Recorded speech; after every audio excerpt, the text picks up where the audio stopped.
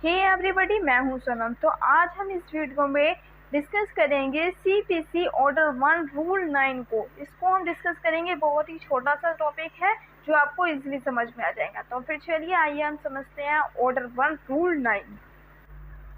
सो order 1 rule 9 हमारा discuss करता है basically misjoinder and non joinder. Misjoinder of the parties क्या कहता है? इफ 2 और more persons are joined as plaintiff और डिफेंडेंट, यानी कि 2 या 2 से ज़्यादा पर्सन अगर एज अ प्लेंटिफ या एज अ डिफेंडेंट ज्वाइन होते हैं एज अ सूट में, जो कि बताया गया है ऑर्डर 1 रूल 3 में। ये बताया गया है कि वही पर्सन ज्वाइन हो सकते हैं जो सेम ट्रांजैक्शन हो या फिर सेम इंटरेस्ट हो उनका। अब इसमें क्या बताया गया है कि आगे देयर आर नथिंग नेसेसरी, यानी कि ना तो उसमें ज़रूरत थी, नॉन प्रॉपर पार्टीज, यानी कि ना ही तो वो प्रॉपर पार्टीज थी और ना ही वो नेसेसरी थी अगर वो ज्वाइन हुए हैं।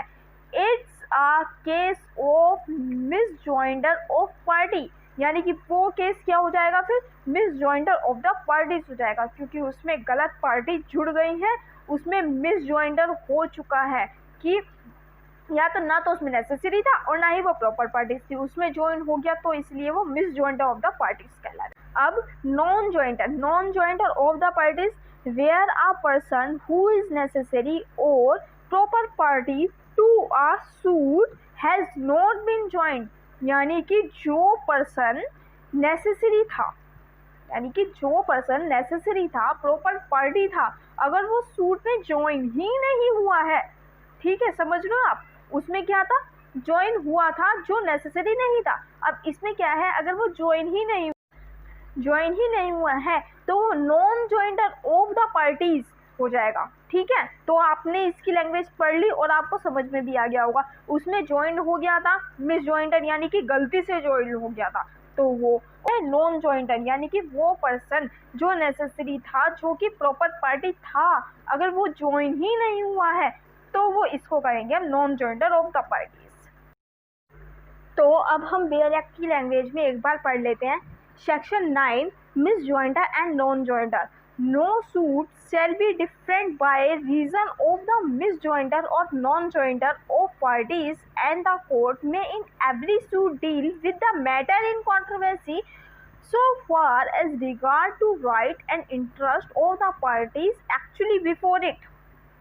तो मतलब यानी कि अगर उस केस में, यानी कि वो सूट ही नहीं है, no suit shall be different, यानी कि वो सूट ही नहीं होगा, इसमें misjoinder and nonjoinder अगर वो पार्टीज ऐड हो गए, अगर वो पर्सन ऐड हो गए जो ज़रूरत नहीं थी, या वो पर्सन ऐड ही नहीं हुए जिनकी ज़रूरत थी, तो फिर वो सूट ही नहीं होगा।